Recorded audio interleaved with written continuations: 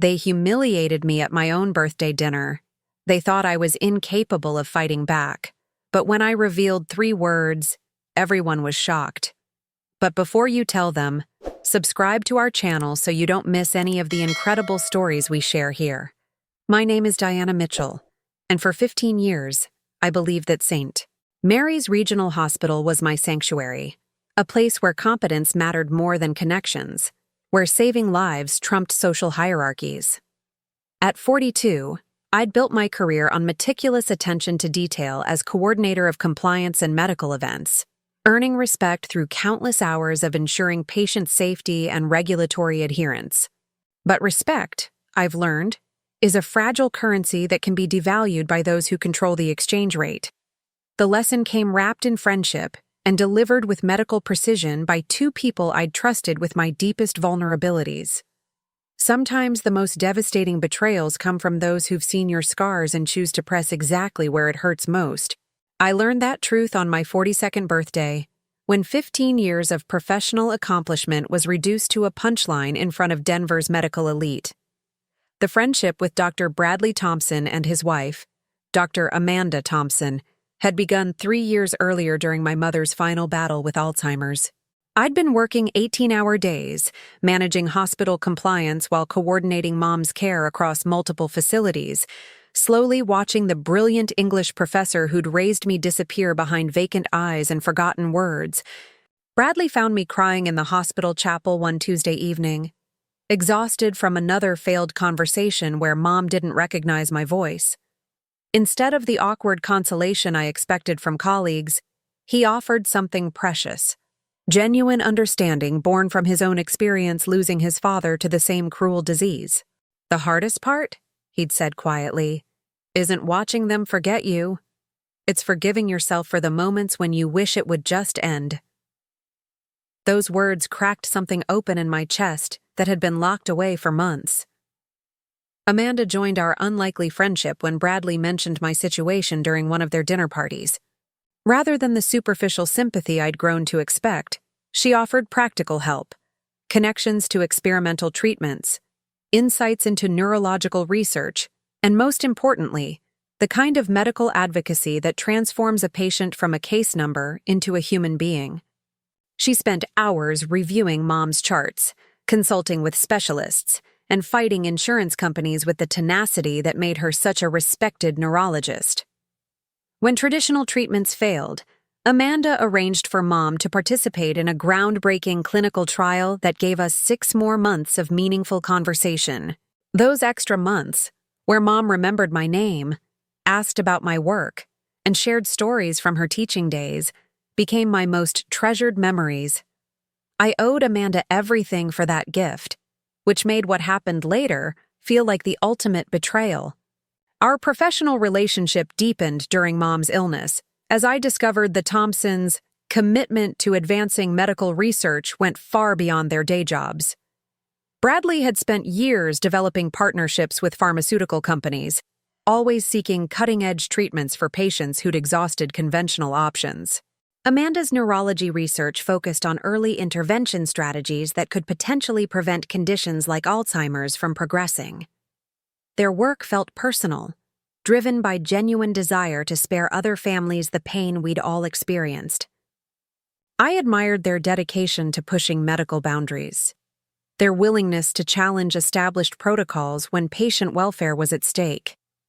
They made me feel valued not just as a compliance officer, but as someone whose organizational skills could contribute to meaningful medical advancement. For the first time in my career, I felt like I was part of something larger than paperwork and regulations. After Mom's death, the Thompsons became my chosen family in ways that filled the void left by losing my last remaining relative.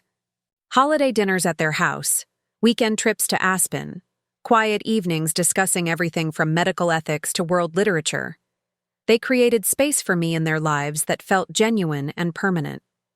Bradley would ask for my input on research protocols, valuing my compliance expertise in ways that made me feel intellectually respected. Amanda included me in her book club, introduced me to her wider social circle, and never once made me feel like the third wheel tagging along with a married couple. When colleagues made snide comments about my personal life, the unspoken assumption that unmarried women over 40 were somehow deficient. The Thompsons defended me with fierce loyalty. Their friendship became my safe harbor in the often brutal social ecosystem of hospital politics. The first hint that something was shifting came 6 months ago during a routine quarterly review of medication utilization data. As part of my compliance duties, I cross-referenced prescribing patterns with patient outcomes, looking for statistical anomalies that might indicate problems. One pattern stood out immediately. Elderly patients receiving a supplement called prepanosol were showing unexpectedly high rates of aggressive cancers within 4 to 6 months of starting treatment. The correlation was subtle but unmistakable to someone trained to spot regulatory red flags. What made it more concerning was that prepanosol wasn't in our standard pharmaceutical database. It appeared to be classified as a nutritional supplement rather than a medication, which meant it bypassed normal oversight protocols. The prescribing physician for all these cases was Dr. Bradley Thompson, my trusted friend who'd never mentioned this particular treatment during our countless conversations about his research. My initial assumption was that Bradley had discovered a correlation between nutritional deficiencies and cancer development in elderly patients. Perhaps prepanosol was addressing some underlying metabolic issue that traditional medicine had missed. But as I dug deeper into the data, trying to understand the mechanism behind this pattern, I discovered something that made my blood run cold. Cross-referencing manufacturing records revealed that prepanosol was produced by Neurocorp Therapeutics, a shell company registered to an address that traced back to Bradley's personal investment portfolio. He wasn't just prescribing this supplement, he was manufacturing it, testing it on vulnerable patients, and collecting data on its effects without proper informed consent or FDA oversight. The realization that my friend was conducting unauthorized human experiments hit me like a physical blow. But what came next would prove even more devastating. The discovery about prepanosol haunted my sleepless nights for weeks as I struggled with the implications of what I'd uncovered. Bradley wasn't just violating FDA regulations. He was exploiting the trust that elderly patients placed in their physician, using their vulnerability to advance his own research agenda. These weren't informed volunteers participating in an approved clinical trial. They were unsuspecting victims who believed they were receiving legitimate medical care. The ethical violations were staggering, but my personal investment in our friendship made it impossible to report my findings immediately. I kept telling myself there had to be an explanation, some missing piece of information that would exonerate the man who'd comforted me during my mother's final months. Denial, I've learned, is a powerful anesthetic that allows us to function while our world quietly collapses around us. My internal conflict deepened when I realized that confronting Bradley directly would alert him to my investigation, potentially allowing him to destroy evidence or modify his practices before authorities could intervene. Professional training had taught me that compliance violations require systematic documentation and formal reporting procedures. Personal feelings couldn't override patient safety protocols. But every time I sat down to draft the mandatory disclosure report, I'd remember Amanda fighting insurance companies for my mother's care, or Bradley's gentle words in the hospital chapel. These memories paralyzed me with competing loyalties.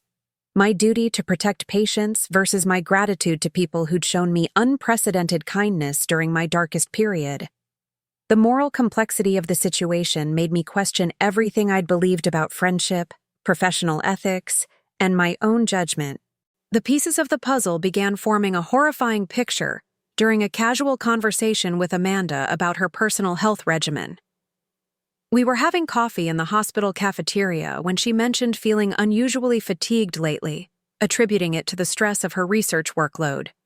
At least Bradley's keeping me healthy with his latest supplement breakthrough, she'd said with the fond smile of a wife proud of her husband's achievements. When I asked about the supplement, she pulled a small unmarked bottle from her purse, explaining that Bradley had developed it specifically for healthcare professionals exposed to high stress levels. It's called prepanosol, she continued, shaking out her daily dose with the casual confidence of someone who trusted her physician husband completely. He says it prevents neurological degeneration from chronic stress. I've been taking it for almost 8 months now. The coffee cup slipped from my nerveless fingers as the full horror of the situation crashed over me. Bradley wasn't just experimenting on elderly patients. He was testing his potentially carcinogenic drug on his own wife, the woman who'd helped save my mother's final months. The betrayal was so profound that I felt physically ill, rushing to the restroom to vomit up my breakfast while my mind reeled with implications. Amanda was unknowingly consuming a substance that my data suggested could kill her, administered by the person she trusted most in the world. The man who'd comforted me about loss was potentially orchestrating his wife's death, while she thanked him for caring about her health. Either Bradley was a sociopath conducting lethal experiments on his spouse, or he was dangerously deluded about his drug's safety. Neither possibility offered any comfort. That evening, I sat in my empty apartment staring at Amanda's toxicology data, trying to find some interpretation that didn't end with her developing cancer. The numbers were unforgiving. 8 months of propanosol exposure put her in the highest risk category based on the patient outcomes I'd documented. Statistically, she had perhaps 6 months before cellular damage became irreversible, maybe less depending on her individual metabolism. The woman who'd fought to give my mother extra time was running out of time herself, and she had no idea that her loving husband was the threat. I'd discovered this information through my professional duties, which meant I had legal obligations to report Bradley's activities to state medical boards and federal agencies. But reporting would inevitably expose Amanda's unwitting participation, potentially destroying her career alongside her marriage. Sleep became impossible as I wrestled with decisions that would affect multiple lives regardless of what I chose. Reporting Bradley immediately would save Amanda's life, but destroy both their careers and likely result in federal prosecution. Confronting them privately would alert Bradley to my investigation, potentially allowing him to cover his tracks before authorities could intervene. Remaining silent would preserve their marriage and careers while potentially watching Amanda die from her husband's care. Every option carried devastating consequences for people I cared about, forcing me to choose between competing loyalties in ways that my compliance training had never prepared me for. The weight of these secrets made every interaction with the Thompsons feel like a performance. Smiling and chatting while monitoring Amanda for symptoms of the cancer that might already be growing inside her. My emotional turmoil intensified when Amanda began planning my birthday celebration with the enthusiasm of someone who had no idea her world was about to collapse. She insisted on making it special. "You deserve to celebrate with people who appreciate your contributions to medicine," she'd said with genuine warmth. Bradley echoed her sentiment, offering to coordinate with other department heads to create an evening that would honor my 15 years of dedicated service. Their kindness felt like poison now, each gesture of friendship a reminder of the terrible knowledge I carried. I wanted to grab Amanda's shoulders, shake her, and scream the truth about what she was consuming every morning. Instead, I smiled and thanked them for their thoughtfulness while dying inside from the weight of my terrible secret. The week before my birthday, I made my decision. I would attend their celebration, give them one last opportunity to confess or explain, and then submit my formal report to the authorities regardless of personal consequences. Amanda deserved to know the truth about her medication, even if that truth destroyed everything she believed about her marriage. The patients who'd been unwittingly enrolled in Bradley's experiments deserved justice, even if pursuing it meant betraying people who'd shown me unconditional kindness. Sometimes doing the right thing requires accepting that you'll be forever changed by the choice, that some knowledge can't be unknown and some actions can't be undone. I was about to learn that revenge can be justice wearing a different mask, and sometimes the cruelest truth is also the most necessary gift you can give someone you love. The 3 weeks leading up to my birthday party became a psychological marathon as I carried the weight of Amanda's impending mortality, while watching her make plans for our celebration. Every interaction felt scripted, my responses carefully calibrated to avoid raising suspicion, while I documented additional evidence and prepared for the inevitable confrontation. Amanda's energy had been declining steadily, She attributed it to increased workload, but I recognized the subtle signs of systemic stress that often preceded serious illness. Her hands trembled slightly when she thought no one was looking, and she'd developed a persistent cough that she dismissed as seasonal allergies. Each symptom felt like a countdown timer that only I could hear, marking time until irreversible damage made intervention pointless. My investigation into Bradley's activities had expanded beyond the initial propanosol discovery, revealing a pattern of ethical violations that painted him as either a brilliant researcher with a dangerous God complex or a calculating predator who'd learned to weaponize trust. Financial records showed that Neurocorp Therapeutics had received substantial private funding from pharmaceutical companies with questionable regulatory histories. Patent applications filed under Bradley's name described medical compounds designed to accelerate cellular regeneration and enhance neurological plasticity, language that sounded promising but masked the experimental nature of treatments being administered to unsuspecting patients. The scope of his unauthorized research was staggering, involving dozens of elderly patients across multiple care facilities who'd been recruited through his charitable outreach programs. The most damning evidence came from Bradley's encrypted research files, which I'd accessed through a compliance audit that revealed his failure to report certain medication trials to hospital administration. His private notes described Amanda as Subject Alpha, the primary test case for prepanosol's long-term neurological effects.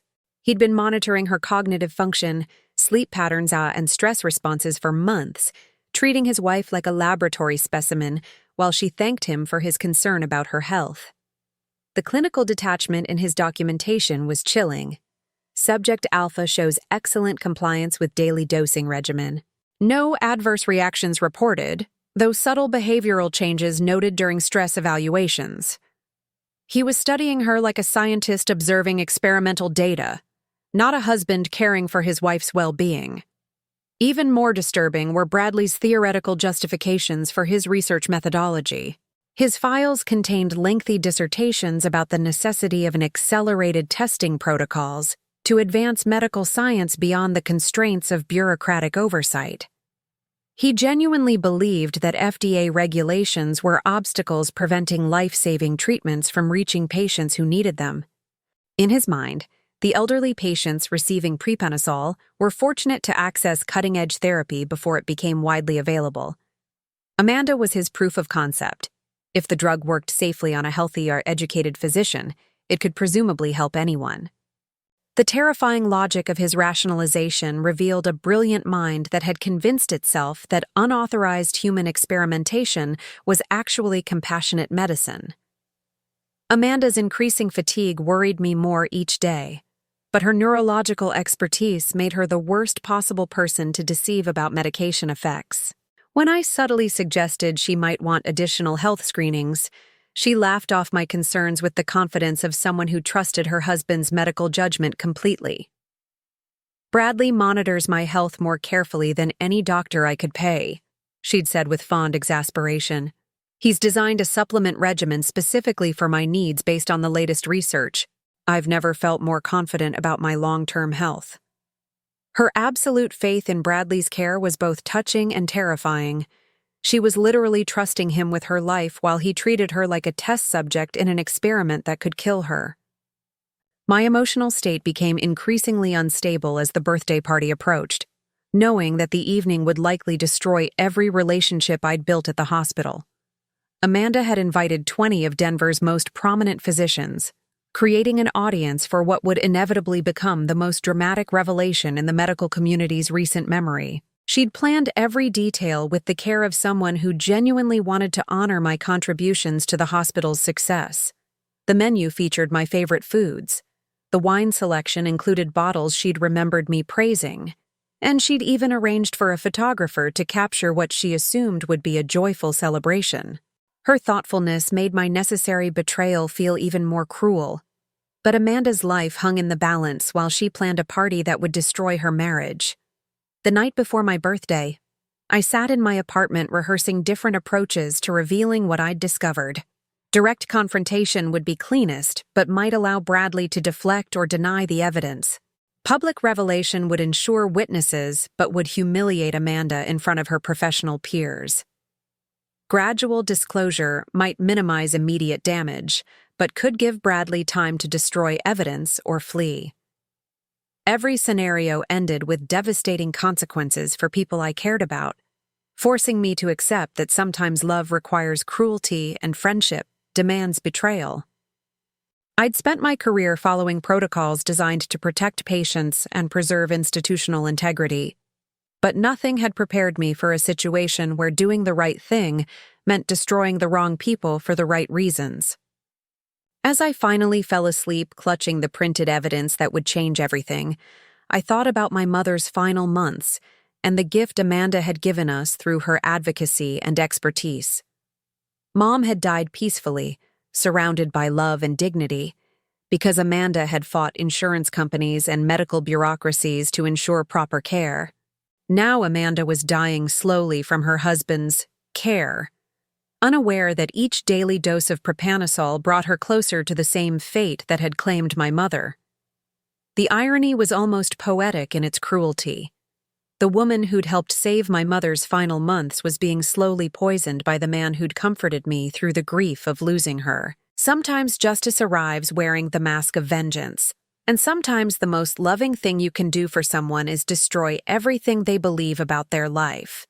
The Summit Club's opulent interior seemed almost mockingly perfect as I arrived for what I knew would be the last innocent evening in several people's lives. Crystal chandeliers cast warm light over mahogany panels, while floor-to-ceiling windows offered a breathtaking view of Denver's skyline stretching toward the Rocky Mountains. I'd attended hospital fundraisers here before, always as efficient staff ensuring events ran smoothly, never as the guest of honor whose personal celebration would become the epicenter of Denver's biggest medical scandal. Amanda had outdone herself with the arrangements, fresh orchids at each place setting, personalized gift bags with my initials embossed in gold, and a photographer capturing what she assumed would be treasured memories. Her attention to detail made my stomach clench with guilt, knowing that I was about to repay her kindness by destroying everything she believed about her husband and her marriage. The 20 guests represented Denver's medical elite, department heads, senior physicians, and their spouses who formed the social backbone of the city's healthcare community. Dr. Harrison from cardiology, Dr. Patel from neurology, Dr. Stevens from internal medicine, colleagues who'd watched my career with varying degrees of respect and occasional condescension. Amanda had strategically chosen people whose opinions mattered in hospital politics, creating an audience for what she intended as my professional validation. As conversations flowed around the elegantly appointed table, I found myself studying each face, wondering how they'd react when their evening of social networking became a front-row seat to medical fraud exposure. The irony wasn't lost on me that Amanda had unknowingly assembled the perfect witness list for her husband's downfall.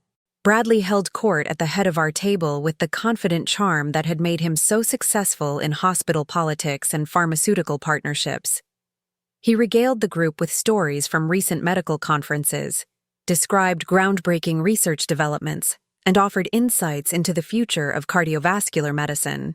His passion for advancing medical science seemed genuine, his commitment to patient care appeared authentic, and his obvious affection for Amanda looked sincere.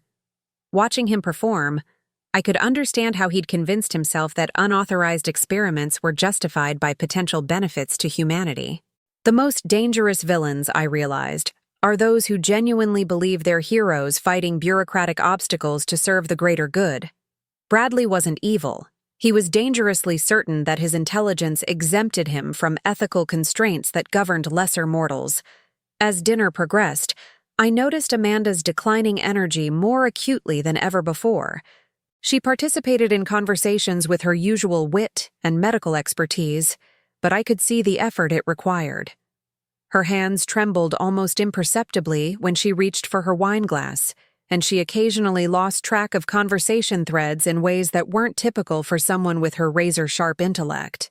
The neurologist in her would have recognized these symptoms as early warning signs of serious illness if she'd been observing a patient rather than experiencing them herself. Instead, She attributed her fatigue to work stress and trusted her husband's assurance that his supplement regimen would protect her long-term health. Every symptom felt like a timer counting down to irreversible damage, making my knowledge feel like a heavy responsibility that I could no longer bear alone. The moment I'd been dreading arrived when Dr. Harrison raised his champagne flute for the expected birthday toast. "To Diana," he began warmly, "whose 15 years of dedicated compliance work has kept St. Mary's Regional among the most respected hospitals in Colorado. We're fortunate to have someone so committed to patient safety and regulatory excellence." The chorus of agreement felt genuine, reflecting respect I'd earned through years of meticulous attention to detail and unwavering ethical standards.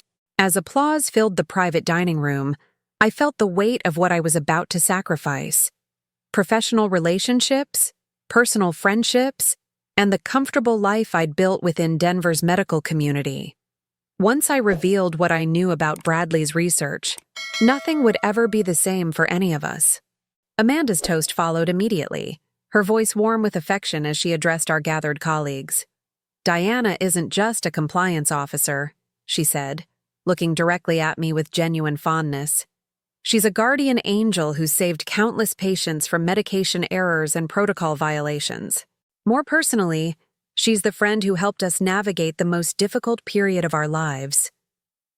Her reference to my mother's illness brought tears to my eyes, remembering how she'd fought insurance companies and medical bureaucracies to ensure proper care.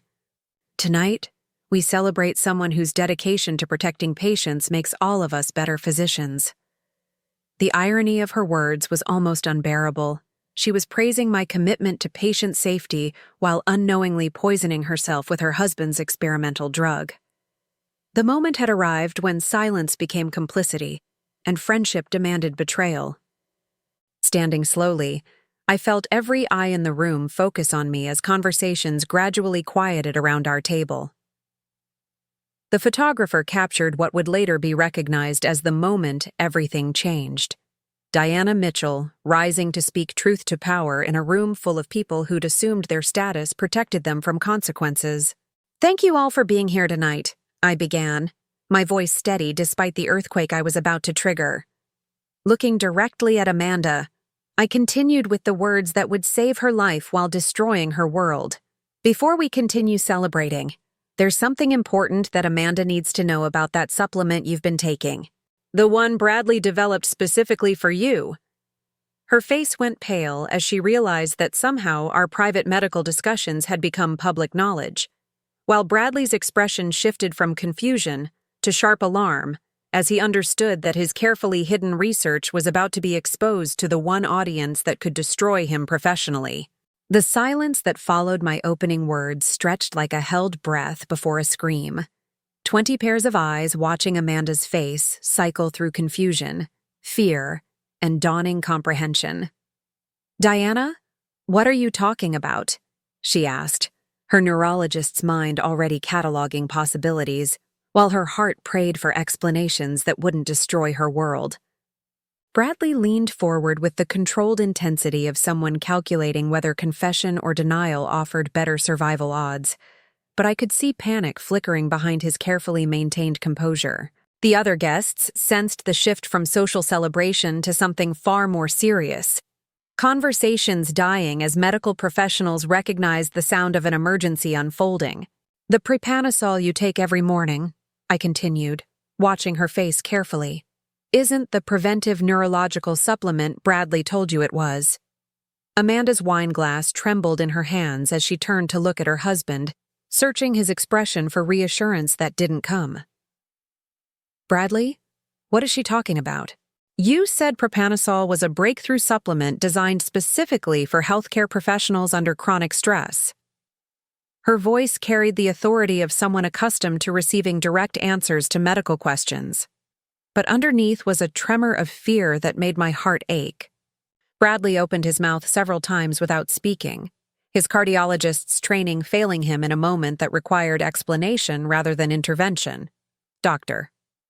Harrison shifted uncomfortably in his seat, beginning to understand that our birthday celebration had become the venue for something that would require formal reporting to hospital administration and probably regulatory authorities. "Amanda," I said gently, knowing that the next words would shatter everything she believed about her marriage. "Propanosol is an experimental drug that Bradley has been testing on elderly patients without proper FDA approval or informed consent. According to the data I've reviewed, patients receiving this drug show significantly higher rates of aggressive cancer development within 4 to 6 months of beginning treatment." The medical professionals around our table went rigid with shock, understanding immediately the legal and ethical implications of what I'd just revealed. Amanda stared at me with the expression of someone watching their reality collapse in real time, while Bradley's face confirmed what we all now understood. Every word I'd spoken was true. "You've been taking this drug for 8 months, I continued, forcing myself to maintain eye contact with Amanda while delivering information that would save her life and destroy her marriage.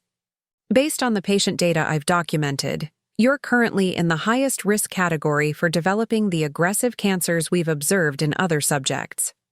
Amanda's glass shattered against her dinner plate as her nerveless fingers released it, the sound of breaking crystal punctuating the moment when she understood that her husband had been slowly poisoning her while she thanked him for his care. Bradley finally found his voice, stammering justifications about preliminary research and acceptable risk parameters, but his words only confirmed the depths of his betrayal. The table erupted in shocked murmurs as Denver's medical elite processed the implications of what they'd witnessed. Dr. Patel was already reaching for her phone, probably to contact hospital administration, while Dr. Stevens looked like he was calculating his own legal exposure for any association with Bradley's research. Amanda remained frozen, staring at her husband with the expression of someone recognizing a stranger wearing a familiar face. "How long have you known?" she demanded, her neurologist's mind cutting through emotional chaos to focus on critical information. "How long have you been experimenting on me while I slept beside you every night?" Bradley's attempts at explanation only made things worse, his clinical detachment about acceptable research protocols, revealing how completely he'd objectified his own wife. Dr. Harrison was the first to recover from shock, his administrative experience kicking in as he began making phone calls that would trigger formal investigations. Within minutes, hospital security was being notified, federal agencies were being contacted, and the state medical board was receiving preliminary reports about unauthorized human experimentation. Amanda listened to these conversations with growing understanding of how completely her life was about to change, her marriage destroyed, her husband facing federal charges, and her own health potentially compromised by months of consuming carcinogenic substances. The birthday celebration that was supposed to honor my contributions to patient safety had become the vehicle for exposing the most serious medical fraud case in Denver's recent history. As emergency responders arrived to escort Bradley from the restaurant, Amanda turned to me with an expression that mixed gratitude with profound sadness. "How long did you know?" she asked quietly, and I understood she was asking about more than just the timeline of my discovery. 6 months about the patient data, I admitted, feeling the weight of that delay like stones in my stomach. 2 weeks about your involvement." She nodded slowly, processing this information with the systematic approach that made her such a brilliant physician. "And you chose tonight because—" She gestured at the ruins of our dinner party, understanding that my timing had been strategic rather than spontaneous. "Because you both needed to understand that respect isn't something you can take from people," I replied carefully. "Something you earn through your actions and lose through your choices." The federal investigation that followed moved with the relentless efficiency of agencies that had been waiting for a case this clear-cut to demonstrate their commitment to medical ethics enforcement. Bradley's research was exposed as a systematic pattern of unauthorized experimentation, spanning 3 years and involving over 50 elderly patients across multiple facilities. His pharmaceutical shell company was dissolved, assets frozen, and federal prosecutors began building cases for medical fraud, human experimentation, and reckless endangerment. Amanda underwent emergency medical screening that revealed early cellular changes consistent with carcinogenic exposure. Not cancer yet, but warning signs that required immediate intervention and ongoing monitoring. Her neurological expertise probably saved her life, allowing her to recognize symptoms and seek treatment before irreversible damage occurred. Amanda divorced Bradley before his trial began, testifying against him with the same surgical precision she brought to neurosurgery. Her testimony was devastating not because it was emotional, but because it was coldly factual. A brilliant physician explaining how another physician had violated every principle of medical ethics while conducting unauthorized experiments on his own wife. Bradley received 22 years in federal prison, with the judge noting that his willingness to experiment on vulnerable patients and his own spouse demonstrated a level of callousness that demanded maximum sentencing. On the day of his conviction, I thought about that dinner at the Summit Club, about Amanda's toast celebrating my commitment to patient safety, and how sometimes the most loving thing you can do for someone is destroy everything they believe about their life in order to save it. 5 years later, Amanda and I maintain a careful professional relationship built on mutual respect rather than friendship. She's rebuilt her career as an advocate for research ethics and patient rights, using her experience to prevent other families from suffering similar betrayals. Her health monitoring remains vigilant but hopeful. The early intervention appears to have prevented serious damage from her months of unwitting participation in Bradley's experiments. Sometimes, when we encounter each other at medical conferences, she nods acknowledgement of the woman who chose to reveal a deadly secret at precisely the moment when silence would have become murder. And sometimes, reviewing compliance reports late at night, I remember the weight of knowledge that can save lives or destroy them, depending on when and how you choose to speak truth into rooms full of people who'd prefer comfortable lies. So, what did you think of this revenge? Leave a comment below telling us what you would do in Diana's place. We love reading every comment you leave. Every story you share inspires us to find more incredible cases like this.